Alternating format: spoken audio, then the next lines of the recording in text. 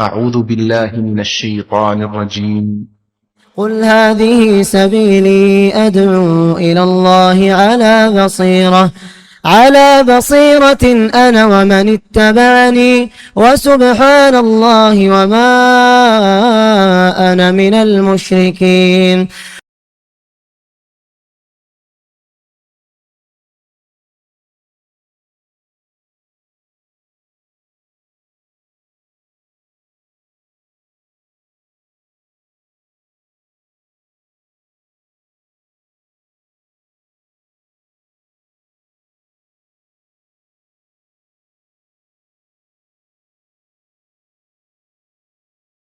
إن الحمد لله نحمده ونستعينه ونستغفره ونعوذ بالله من شرور أنفسنا ومن سيئات أعمالنا. من يهده الله فلا مضل له ومن يضلل فلا هادي له، وأشهد أن لا إله إلا الله وأشهد أن محمدا عبده ورسوله. أما بعد فإن خير الحديث كتاب الله، وخير الهدي هدي محمد صلى الله عليه وسلم، وشر الأمور محدثاتها، وكل محدثة بدعة، وكل بدعة ضلالة، وكل ضلالة في النار. فأعوذ بالله من الشيطان الرجيم. بسم الله الرحمن الرحيم. يا أيها الذين آمنوا اتقوا الله حق تقاته ولا تموتن إلا وأنتم مسلمون. يا أيها الناس اتقوا ربكم الذي خلقكم من نفس واحدة وخلق منها زوجها وبث منهما رجالا كثيرا ونساء، واتقوا الله الذي تساءلون به والأرحام إن الله كان عليكم رقيبا. يا أيها الذين آمنوا اتقوا الله وقولوا قولا سديدا يصلح لكم أعمالكم ويغفر لكم ذنوبكم، ومن يطع الله ورسوله فقد فاز فوزا عظيما. وقال عز من قائل: يا أيها الذين آمنوا كتب عليكم الصيام كما كتب على الذين من قبلكم لعلكم تتقون. وقال النبي صلى الله عليه وسلم: كم من صائم ليس له من صيامه إلا الجوع، وكم من قائم ليس له من قيامه إلا السهر. معزز حاضرین جمعہ، پردہ نشین میرے اسلامی ماؤں اور بہنیں،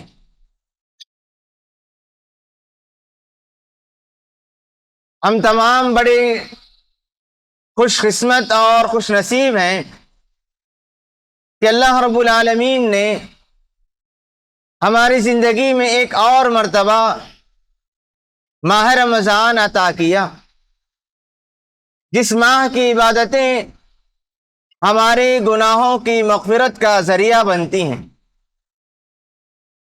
یہ مہینہ بڑی عظمتوں والا مہینہ ہے، بڑی اہمیت والا مہینہ ہے، بڑی قدر و منزلت والا مہینہ ہے۔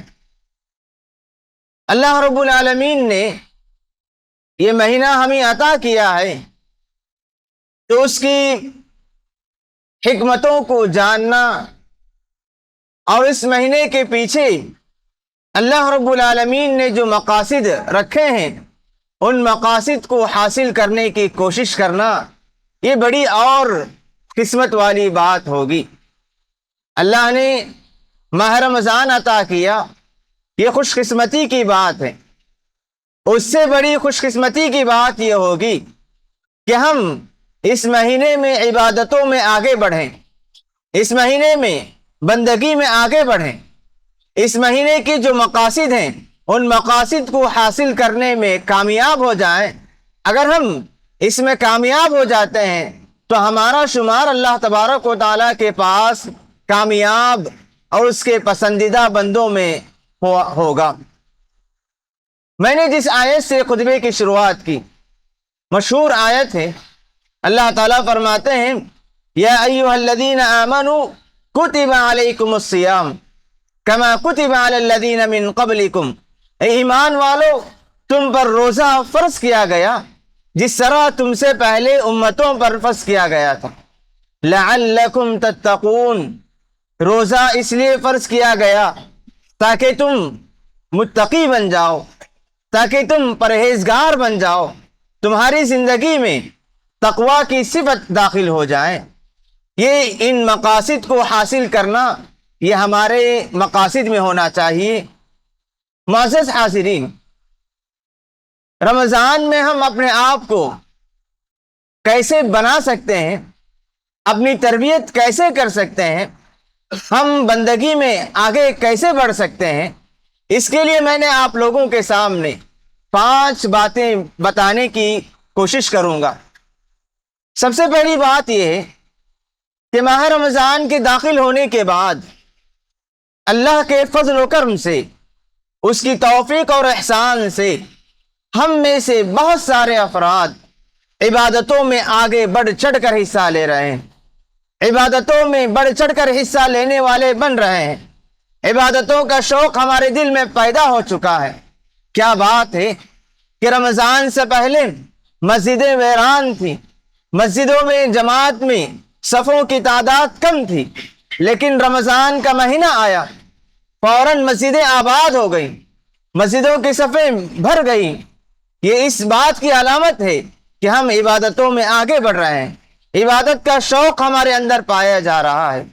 عبادت کا شوق کے ساتھ ساتھ ہمیں اپنی عبادتوں میں ایک اہم چیز یہ بھی داخل کرنی چاہیے کہ ہماری عبادتیں بس عبادت نہ رہ جائیں، رکوع سجدہ نہ رہ جائیں، بلکہ اللہ کے رسول صلی اللہ علیہ وسلم نے جس انداز سے، جس کیفیت کے ساتھ عبادتیں انجام دیں ان پر بھی ہماری نگاہ ہونی چاہیے۔ مسجد میں آنا، تکبیر تحریمہ پا کر سلام پھرنے کے بعد چلے جانا یہ ہمارا مقصد نہ ہو، بلکہ اللہ تبارک و تعالیٰ نے عبادت انجام دینے کا جو حکم دیا، جیسے عبادت انجام دینا ہے خشوع کے ساتھ، خضوع کے ساتھ، پوری للہیت اور اخلاص کے ساتھ عبادت انجام دینی چاہیے۔ اللہ تبارک و تعالیٰ کے پاس اس عبادت کی بڑی قدر و قیمت ہے جس عبادت میں خشوع ہو، جس عبادت میں للہیت ہو، جس عبادت میں کسی طرح کا کوئی عام خیال نہ ہو۔ انسان نماز میں کھڑے ہو تو اس کے سامنے اللہ تبارک و تعالیٰ کی یاد ہو، دنیا کی یاد نہ ہو۔ نماز کے لیے کھڑے ہوں تو اس انداز سے کھڑے ہوں کہ وہ اللہ تبارک و تعالیٰ کے سامنے کھڑا ہے، اس خیال اور اس ہوش کے ساتھ کھڑے ہوں کہ میں اپنے رب سے سرگوشی کر رہا ہوں۔ اس انداز سے ہمیں کھڑے ہونا چاہیے۔ اللہ تبارک و تعالیٰ نے سورہ ملک میں فرمایا الذی خلق الموت والحیات لیبلوکم ایکم احسن عملا، اللہ نے تمہاری زندگی پیدا کی، موت اور حیات کو پیدا کیا، لیبلوکم تاکہ وہ تمہیں آزمائیں، تمہارا امتحان لیں، ایکم احسن عملا کہ تم میں سے کون بندہ اچھی اور بہترین عبادت انجام دیتا ہے۔ عبادت بجا لانا، اس سے بڑی چیز بہترین انداز میں بجا لانا، کیفیت بھی ہمارے ساتھ ہونی چاہیے۔ افسوس کی بات یہ ہے کہ ہم کمیت پر نظر رکھتے ہیں، عدد پر نظر رکھتے ہیں، 8 رکعات پر نظر ہوتی ہے، لیکن ہماری نظر کیفیت پر نہیں ہوتی۔ کیفیت کا مطلب یہ ہے کہ ہم صرف کوانٹٹی دیکھتے ہیں، کوالٹی نہیں دیکھتے ہیں۔ عبادت انجام دیں تو اس طرح انجام دیں کہ پورا خیال ہمارا عبادت میں ہو، پورا خیال نماز میں ہو، مکمل ہوش و حواس عبادت انجام دینے میں ہو۔ نماز میں کھڑے ہوں لیکن ہمارا خیال کسی اور چیز میں ہو، نماز میں کھڑے ہوں ہم دنیا بھر کے خیالات اپنے ذہن میں لاتے رہیں، ایسی عبادت ہمیں کوئی فائدہ نہیں دے گی۔ اللہ کے رسول صلی اللہ علیہ وسلم نماز پڑھا کرتے تھے، اور نماز کی کیفیت کیا ہوتی تھی؟ ام المؤمنین عائشہ رضی اللہ عنہ فرماتی ہیں لا تسأل عن حسنہن وطولہن، کہ اللہ کے رسول صلی اللہ علیہ وسلم اس خوبصورت انداز میں عبادت انجام دیتے کہ اللہ کے رسول صلی اللہ علیہ وسلم کی نماز بڑی خوبصورت ہوا کرتی تھی اور لمبی بھی ہوا کرتی تھی۔ ہمیں عبادت انجام دینا ہے، اللہ تبارک و تعالیٰ کو راضی کرنا ہے، وہی عبادت ہماری زندگی میں اثر لائے گی جس عبادت میں خشوع ہو، خضوع ہو، اور جو عبادت کے صرف اللہ تبارک و تعالیٰ کے لیے انجام دی جائے۔ ہم صرف روزہ رکھ لیں، قرآن مجید کی تلاوت کر لیں، پاروں کے پارے ختم کرتے چلے جائیں، سورتیں ختم ہو جائیں، لیکن جس کیفیت سے، جس انداز سے اور جس طرز کے ساتھ ہمیں عبادت انجام دینے کا حکم دیا گیا، ویسی عبادت اگر نہ ہو، وہ عبادت ہمیں کچھ فائدہ نہیں دے گی۔ ہم نماز تو پڑھ لیں گے لیکن نماز کا ثواب نہیں ملے گا، ہم روزہ تو رکھ لیں گے لیکن روزے کا ثواب نہیں ملے گا، ہم قیام اللیل کا اہتمام تو کر لیں گے لیکن قیام اللیل کا ثواب ہمیں نہیں ملے گا۔ اللہ کے رسول صلی اللہ علیہ وسلم فرماتے ہیں کتنے ایسے نمازی ہیں جب وہ نماز سے پھر کر مسجد سے جانے لگتے ہیں تو کسی نمازی کو نماز کا 10واں حصہ، کسی نمازی کو نماز کا 9واں حصہ، کسی کو 7واں 8واں، اس طرح کمی ہوتی جاتی ہے۔ یہ کمی کس وجہ سے ہے؟ جو آدمی نماز میں جس قدر فکر کے ساتھ، نماز میں جس قدر پورے خیال کے ساتھ نماز انجام دے گا، اس آدمی کو پوری نماز کا ثواب ملے گا۔ اور یہاں ایک مسجد میں ایک صف میں کھڑے ہونے والے نمازیوں کے ثواب میں بڑا فرق ہوا کرتا ہے۔ ایک نمازی ایسا ہوگا جس کے نماز کی کیفیت بہترین ہوگی تو اللہ تبارک و تعالیٰ اسے مکمل ثواب دے دیں گے۔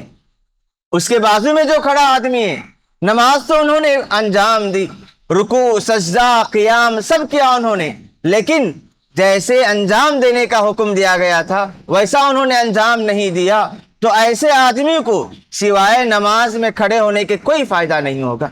نماز کا کچھ حصے کا ثواب ملے گا اور مکمل نماز کے ثواب سے محروم ہو جائیں گے۔ اسی لیے اللہ کے رسول صلی اللہ علیہ وسلم نے فرمایا کم من صائم لیس لہ من صیامہ الا الجوع، بہت سارے روزے دار ایسے ہوتے ہیں جنہیں روزے کا کوئی فائدہ نہیں ہوتا سوائے اس کے کہ وہ بھوکے رہتے ہیں۔ وَكَم مِّن قَائِمٍ لَيْسَ لَهُ مِن قِيَامِهِ إِلَّا السَّهْرُ، کتنے ایسے قیام اللیل کرنے والے، تہجد کا اہتمام کرنے والے، قیام تراویح کا اہتمام کرنے والے ہوتے ہیں، انہیں تراویح کا کوئی فائدہ نہیں، تراویح کا کوئی ثواب نہیں ملے گا سوائے اس کے کہ وہ رات جاگنے والے ہوں گے۔ نماز کا ثواب، عبادت کا ثواب، قیام اللیل تراویح کا ثواب پانا چاہتے ہیں، روزے کا ثواب پانا چاہتے ہیں، پورے خیال اور پورے فکر کے ساتھ کہ میں اللہ کو راضی کرنے کے لیے ایسا روزہ رکھوں گا، ایسی عبادت انجام دوں گا کہ اللہ مجھ سے راضی ہو جائے۔ کسی کو دکھانا یا کسی کی تعریف سننا یا کسی کے سامنے عبادت کو اچھے بنا کر پیش کرنا ہمارے ذہن و دماغ میں کبھی نہ آئے۔ اگر ہماری عبادت اس انداز سے ہو، اس انداز سے ہو، تو اللہ تبارک و تعالیٰ اس عبادت کو قبول کرتے ہیں۔ روزہ ہمیں بنانے کے لیے آتا ہے، ہمیں سنوارنے کے لیے آتا ہے، روزہ ہمارے اخلاق و کردار کو بنانے کے لیے آتا ہے۔ رمضان کا مہینہ جیسے ہی آتا ہے، اللہ تبارک و تعالیٰ ہمارے لیے، ہمیں بنانے کے لیے، ہمارے اخلاق و کردار کو سنوارنے کے لیے کائنات میں بڑی تبدیلیاں لاتے ہیں تاکہ انسان عبادتوں میں آگے بڑھیں، ریاضتوں میں آگے بڑھیں، عبادت کی پابندی کریں اور عبادت کا جو اثر ہے اس کی زندگی میں نظر آنے لگے۔ کیا بات ہے کہ اللہ تبارک و تعالیٰ رمضان کے داخل ہونے پر جنت کے دروازے کیوں کھول دیتے ہیں، جہنم کے دروازے کیوں بند کروا دیتے ہیں، اور سرکش شیاطین کو کیوں جکڑ دیتے ہیں، قید کیوں کر دیتے ہیں، تاکہ انسان کے لیے نیکی کا راستہ آسان ہو جائے۔ جہنم کے دروازے بند ہو جاتے ہیں تاکہ جہنم میں لے جانے والے اعمال ختم ہو جائیں۔ شیاطین کو جکڑ دیے جاتے ہیں، قید کر دیے جاتے ہیں تاکہ انسان کو بہکانے کے لیے، وسوسہ اور اسے گمراہ کرنے والے کوئی نہ ہو۔ انسان اپنے اخلاق کو، اپنی روح کو سنوارے، اس کی تربیت ہو جائے، اللہ تبارک و تعالیٰ یہ چاہتے ہیں۔ اور ہر روز اللہ تبارک و تعالیٰ فرشتوں کو بھیجتے ہیں اور دنیا میں آ کر فرشتے اعلان کرتے ہیں یا باغی الخیر اقبل، اے بھلائی کے متلاشی، اے بھلائی کے چاہنے والے، اے بھلائی کے طلبگار، نیکی کو پسند کرنے والے نیکی میں آگے بڑھتا جا، نیکی میں آگے بڑھتا جا۔ وَيَا بَاغِيَ الشَّرِّ أَقْصِرْ، اے برائی کرنے والے، اے برائی کے چاہنے والے، یہ برائی کا مہینہ نہیں، یہ گناہ کا مہینہ نہیں ہے، اقصر، برائی سے رک جا۔ اللہ تبارک و تعالیٰ یہ سارے انتظامات ہمارے لیے اس لیے کرتے ہیں تاکہ ہم اپنے آپ کو سدھار لیں، ہمارے اخلاق سنور جائیں۔ رمضان کے مہینے میں جو جو عبادتیں انجام دی جاتی ہیں، ساری عبادتیں ہمارے روح کو سنوارتی ہیں۔ روزہ ہمارے اندر صبر کا مادہ پیدا کرتا ہے۔ روزے کی وجہ سے انسان خواہشات پر کنٹرول کرنا سیکھتا ہے۔ روزے کی وجہ سے انسان بہت ساری برائیوں کا، گناہ کا ارادہ آتا ہے، یہ کہہ کر، یہ سوچ کر چھوڑ دیتا ہے کہ میں روزے سے ہوں، میں گناہ نہیں کر سکتا، میں روزے کی حالت میں ہوں، میں ناجائز خواہشات کو پوری نہیں کر سکتا، میں روزے کی حالت میں بہت ساری جائز صورتوں کو بھی صبر کرتے ہوئے اپنے آپ پر کنٹرول کرتا ہے۔ روزہ ہمارے لیے یہ سبق دیتا ہے کہ انسان برائی سے رکنا سیکھ لے، اے انسان خواہشات سے رکنا سیکھ لے، اللہ کو راضی کرنا سیکھ لے۔ روزہ ہمارے اندر اللہ کا ڈر، خوف الہی، خشیت الہی پیدا کرتا ہے۔ روزے کی حالت میں کسی انسان کے سامنے کوئی برائی ہو، برائی کی طرف نگاہ نہیں دوڑاتا۔ انسان روزے کی حالت میں اس کے سامنے کوئی غلط کام ہو، اس میں شریک نہیں ہوتا۔ رمضان سے پہلے، روزے سے پہلے اگر یہ چیزیں ہوا کرتی ہیں تو کبھی کبھار انسان غفلت میں آ کر، خواہشات کے پجاری بن کر ان گناہوں میں ملوث ہو جاتا ہے۔ لیکن رمضان کیا آیا، روزے کی حالت میں کیا ہے، سارے گناہ چھوڑ دیتے ہیں۔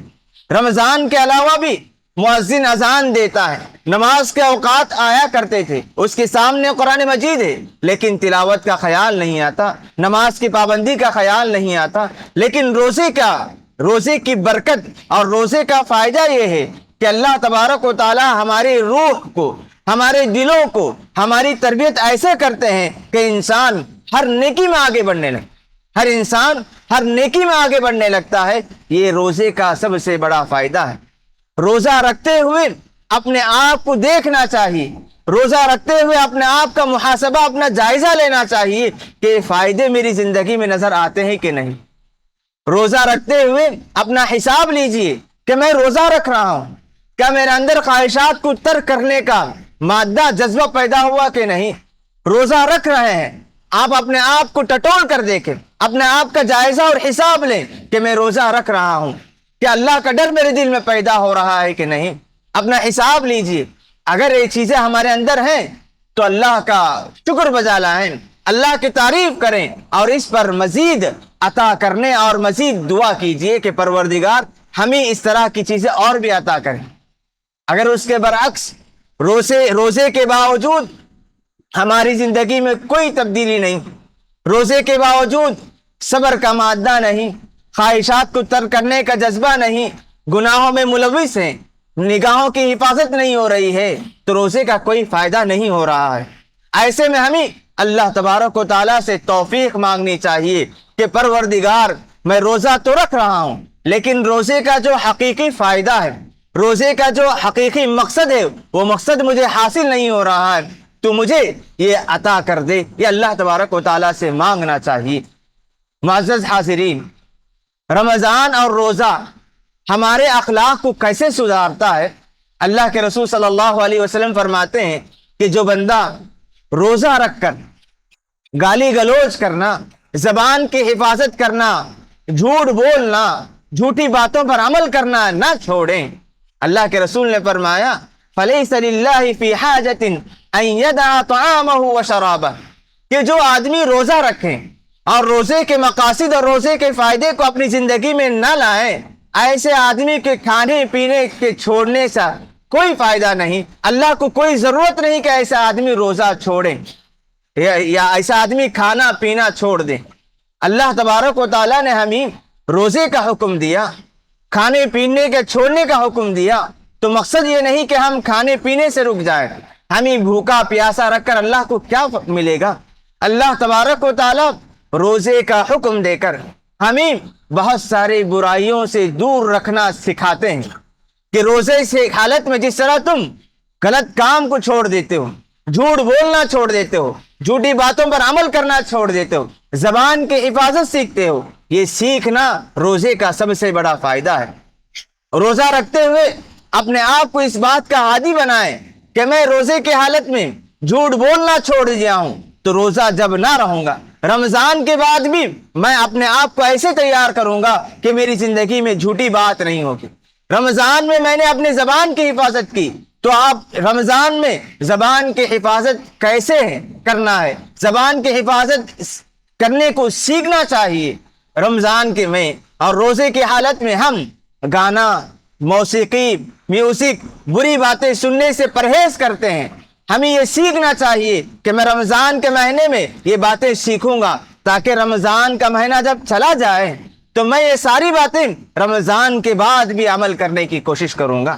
روزہ رکھتے ہوئے، رمضان گزارتے ہوئے ان چیزوں کا تصور لے کر آپ زندگی گزاریں تو ہماری روح کو غذا ملے گی، ہماری تربیت ہوگی، ہمارے اخلاق میں سدھار آئے گا، ہماری زندگی میں انقلاب آئے گا، ہمارے ایمان تازہ رہے گا۔ بس ایسے ہی روزہ رکھتے چلے جائیں۔ سب لوگ روزہ رکھ رہے ہیں، ہم بھی روزہ رکھ لیں۔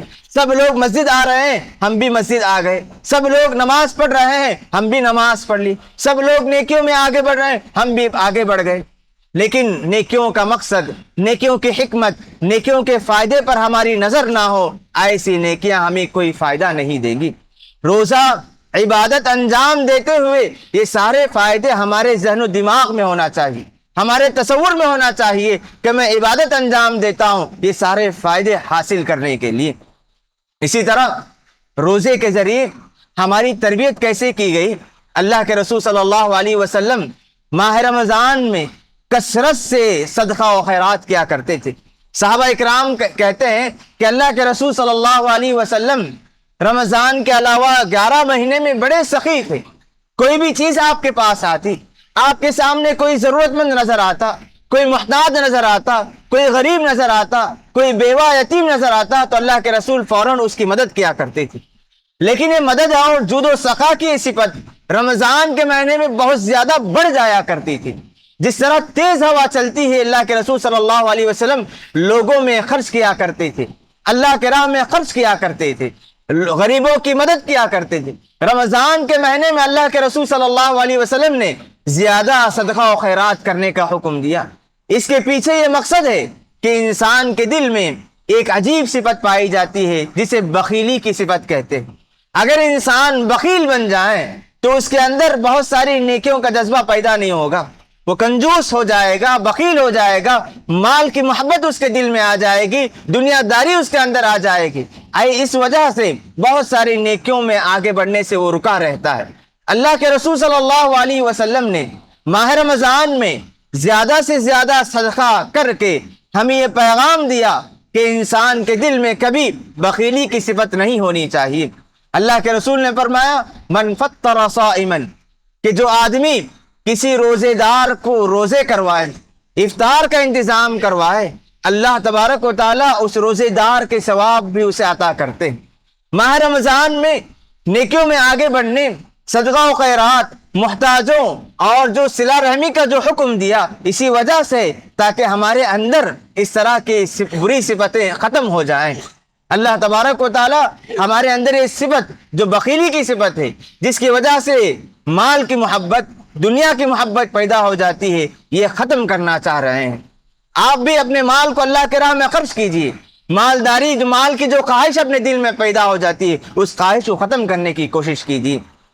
روزے کے ذریعے سب سے بڑا فائدہ، سب سے بڑا سبق ہمیں یہ دیا گیا کہ اللہ تبارک و تعالیٰ کی نگرانی کا احساس، مراقبہ، کہ روزہ رکھتے ہوئے انسان اپنے ذہن و دماغ میں بات رکھیں کہ اللہ رب العالمین مجھے برابر دیکھ رہا ہے، اللہ تبارک و تعالیٰ کی نگرانی مجھ پر برابر ہے، میرے ہر عمل سے، میرے ہر قول سے، میری ہر حرکت سے اللہ تبارک و تعالیٰ واقف ہے، اللہ تبارک و تعالیٰ باخبر ہیں، میری کوئی بھی چیز اللہ تبارک و تعالیٰ سے چھپی ہوئی نہیں ہے۔ اس سوچ کے ساتھ ہمیں زندگی گزارنے کا سبق روزے کے ذریعے دیا جاتا ہے۔ روزے دار روزہ رکھ کر اکیلے میں رہتا ہے، کوئی دیکھنے والا نہیں، کوئی آنکھ اسے دیکھ نہیں رہی ہوتی، لیکن اس کے باوجود وہ آدمی روزے دار کچھ پیتا نہیں، کچھ کھاتا نہیں، غلط کام نہیں کرتا، کس وجہ سے؟ کہتا ہے، وہ اپنے آپ سے کہتا ہے کہ دنیا کے لوگ، انسانوں کی آنکھیں دیکھے یا نہ دیکھے، اللہ تبارک و تعالیٰ مجھے دیکھ رہا ہے۔ ہمیں زندگی اسی انداز سے گزارنا چاہیے کہ روزے کے ذریعے ہمیں مراقبے کا، اللہ کی نگرانی کا سبق دیا جاتا ہے۔ اللہ کے رسول نے فرمایا کہ جب کبھی تم عبادت انجام دو، اس احساس کے ساتھ، اس شعور کے ساتھ اور اس خیال کے ساتھ تم عبادت انجام دو، ان تعبد اللہ کأنک تراہ، کہ تم عبادت انجام دو اس خیال کے ساتھ کہ اللہ نے، ان تعبد اللہ کأنک تراہ، کہ تم اللہ کو دیکھ رہے۔ اللہ کو تو کوئی نہیں دیکھ سکتے۔ اللہ کے رسول نے فرمایا فَإِن لَمْ تَكُنْ تَرَاهُ فَإِنَّهُ يَرَاكَ، اگر تم اللہ کو نہیں دیکھ پا رہے ہو، اللہ تو تمہیں دیکھ رہا ہے۔ زندگی کے ہر موڑ پر یہ خیال آنا چاہیے۔ جو آدمی روزے سے یہ سبق سیکھ لیں، وہ آدمی روزے کے اسباق، روزے کے مقاصد، روزے کی حکمتیں اس نے حاصل کر لیا۔ معزز حاضرین، باتیں بہت زیادہ ہیں۔ اللہ نے ہمیں رمضان عطا کیا، رمضان میں عبادت کی توفیق دی ہے، تو یہ بہت بڑی خوشی کی بات ہے، خوش نصیبی کی بات ہے۔ اللہ کا شکر ادا کیجیے، اللہ سے توفیق مانگیے کہ پروردگار تو نے مجھے رمضان تو ادا کر دیا، رمضان تو عطا کر دیا، رمضان سے کما حقہ فائدہ اٹھانے کی توفیق بھی عطا کر، رمضان کی قدردانی مجھے عطا کر دے، مجھے ان بد نصیب لوگوں میں نہ بنا جو رمضان پانے کے باوجود رمضان کو عام مہینوں کی طرح گزار دیتے ہیں۔ اللہ کے رسول صلی اللہ علیہ وسلم نے ایسے بندے پر بد دعا کی ہے، افسوس کیا ہے جو رمضان پانے کے باوجود نیکیوں میں آگے نہ بڑھیں، رمضان کو عام مہینے کی طرح گزار دیں۔ ایسا آدمی اللہ کے رسول صلی اللہ علیہ وسلم نے بد نصیب کہا، نقصان میں رہنے والا، افسوس اس پر اللہ کے رسول صلی اللہ علیہ وسلم نے کیا۔ تو آپ اللہ تبارک و تعالیٰ سے بار بار مانگیے کہ پروردگار مجھے توفیق دے، مجھے استقامت عطا فرما، اور پروردگار جو بھی عبادت مجھ سے ہو اس عبادت کو تو شرف قبولیت بھی عطا فرما۔ یہ ساری چیزیں ہمارے دعاؤں میں ہونی چاہیے۔ پروردگار سے مانگیے، پروردگار عطا کرنے کے لیے تیار ہے۔ اللہ تبارک و تعالیٰ سے توفیق مانگیے، پروردگار توفیق دینے والا ہے۔ پروردگار سے گناہوں سے رکنے کی توفیق مانگیے، پروردگار ہمیں گناہوں سے رکنے کی توفیق عطا فرمائیں گے۔ آخر میں اللہ سے دعا ہے کہ پروردگار ہم تمام کو روزے کے جو مقاصد ہیں اسے سمجھنے کی توفیق عطا فرمائے، اپنی زندگی میں ان فائدوں کو لانے کی توفیق عطا فرمائے۔ اقول قولی هذا واستغفر الله لي ولكم ولسائر المسلمين من كل ذنب فاستغفروه انه هو الغفور الرحيم۔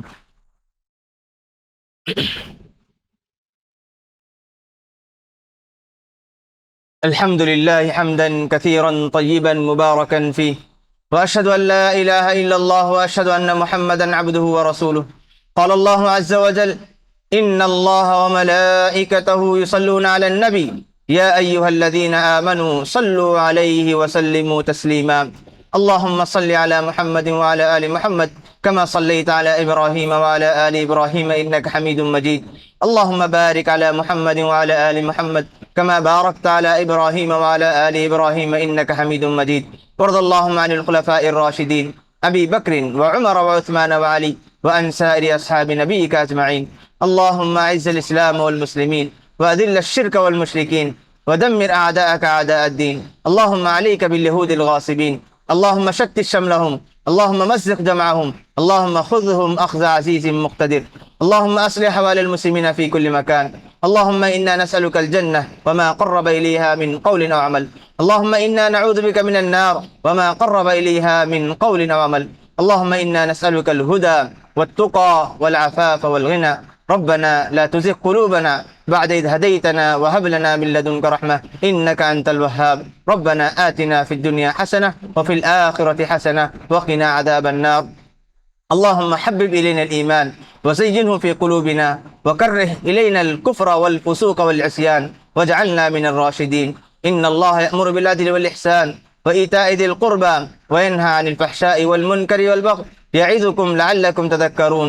اذكروا الله يذكركم وادعوه يستجيب لكم ولذكر الله تعالى أعلى وأعز وأجل وأتم وأهم وأكبر والله يعلم ما تصنعون۔